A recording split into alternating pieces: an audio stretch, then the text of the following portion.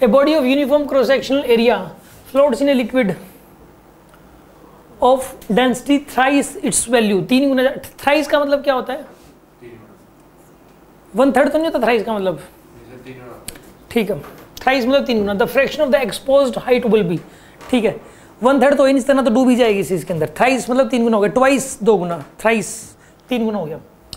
कितना फ्रैक्शन इसके अंदर एक्सपोज्ड रहेगा? तो कुछ सुनो क्या होता है, जैसे कि कंटेनर है, कंटेनर के अंदर, इसके अंदर ये भी पूछ सकता था कि भी 4 गुना डेंसिटी है, ये भी कह सकता था डबल डेंसिटी है, ये भी कह सकता था। तो ये एक सिलिंड्रिकल वॉल्यूम है, सिलेंडर एक, ये बोल देता है कि कितना पोर्शन इसका इमर्ज्ड है। जैसे टोटल हाइट है h, टोटल हाइट कितनी है h, और ये वाला पोर्शन कितना है यहाँ पे x है, ये x है। तो इसके अंदर जो है ना, यहाँ पर ये तो लेंथ है, x तो बाहर निकली हुई है, और टोटल हाइट कितनी है इसके अंदर h है, टोटल हाइट h है, और इसमें x बाहर निकली हुई है। ऐसी सिचुएशन बन जाती है कई बार, ठीक है ना। जब इसकी जो डेंसिटी है, जब इस वाटर की डेंसिटी सॉलिड से ज़्यादा होती है तो ऐसा ही होता है, कुछ पोर्शन अंदर होगा, कुछ पोर्शन बाहर होगा। तो ये पूछता है कि कितना पोर्शन बाहर है और कितना पोर्शन अंदर है, ये बोल देता है, ये इसका रेशियो पूछ लेता है कई बार। आप एक काम करो, इसके लिए टोटल हाइट मान लो h और बाहर कितनी है मान लो x, ठीक है। अब एक काम करो, आप इस क्वेश्चन को करने के लिए इसका सरफेस एरिया मान लो, ये वाला क्रॉस सेक्शन एरिया हो गया a, क्रॉस सेक्शन एरिया कितना हो गया, और डेंसिटी मान लो इसकी ρs, इसकी जो डेंसिटी है कितनी मान लिया आपने, ρs, ठीक। अब मुझे एक बात बताऊं, इसके अंदर mg कितना लगेगा, mg कितना होगा इसमें,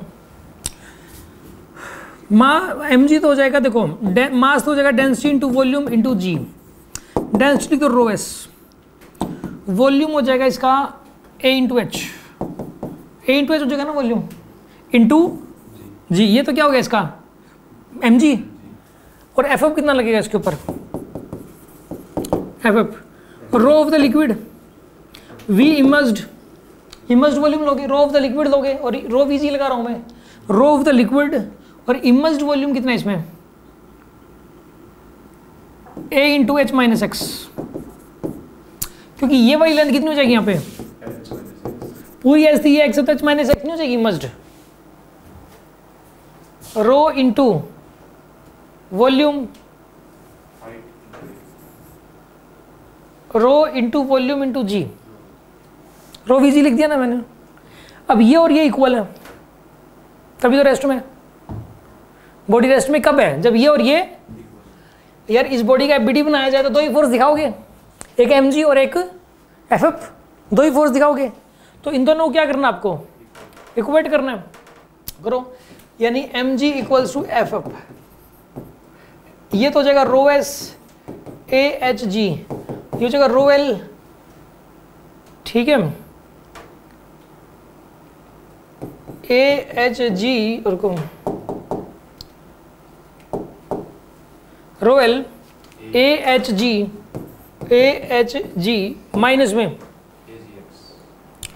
रो एल भी तो आएगा ना इसमें, है ना, rho L A ji x, ठीक है ना। हाँ जी को काट ही दो, चाहे चिन्ना काटो तो भी अभी काट दो, कोई दिक्कत, ये भी सही है, ये चीज़ मैंने सही लिखी है, बाद में देख लेना आप कैसे सही की है मैंने, ये सही, कोई गलती नहीं है इसमें। अब देखो आप जी से जी गया, ठीक है, ए से ए, रुको, ए से ए गया, ठीक है, rho S H is equals to rho L H minus में रो एल एक्स, ये आएगा आपके पास।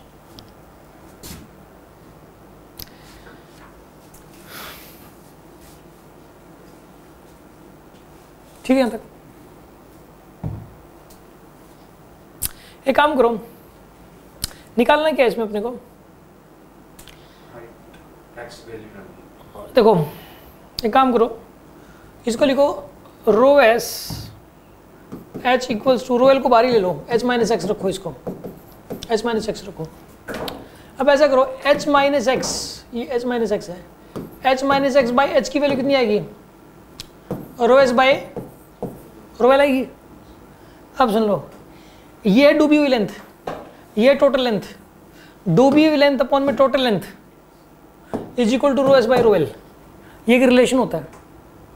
इस रिलेशन से इस टाइप के सारे क्वेश्चन ऐसे चुटकियों में हो जाएंगे। एक रिजल्ट याद कर लो आप।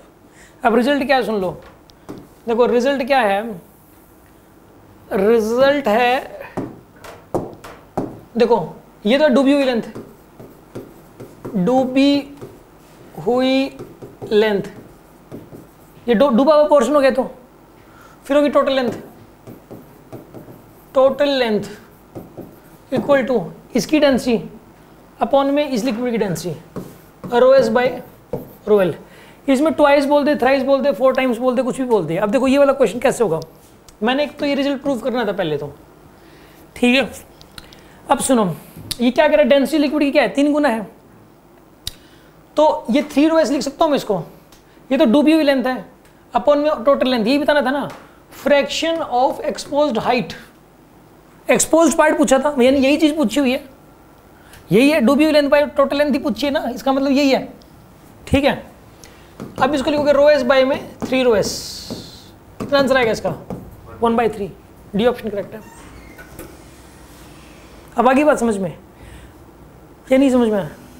अब इसकी डेंसिटी कुछ भी दे दे, इसकी डेंसिटी कुछ भी दे दे, ठीक है। अब जैसे मान लो पेपर में कह दिया क्वेश्चन में, ये क्वेश्चन में ये कह दिया कि ये एक सिलेंडर है, ये एक सिलेंडर है, ठीक है, डूबा हुआ पोर्शन है कुछ x1, टोटल हाइट कितनी है h, टोटल हाइट कितनी है यहाँ पे x1 बाई h की वैल्यू बताऊं, डूबी हुई लेंथ बाय में टोटल लेंथ, इसकी डेंसिटी दी मान लो 3 और इसकी डेंसिटी दी 5, इसकी डेंसिटी सॉलिड डेंसिटी कितनी दी 3 और लिक्विड कितनी दी, तो 3/5 हो जाएगी। अब बात समझ आएगी, ये एक रिलेशन होता है डूबी हुई लेंथ बाय टोटल लेंथ, देखो डूबी हुई length by total length is equal to rho S by rho L, ये एक रिलेशन है। ये डेरिवेशन समझ आ गया तो ठीक है ना, तो जरूरत नहीं है, रिजल्ट दिमाग में सेट कर लो, ठीक है।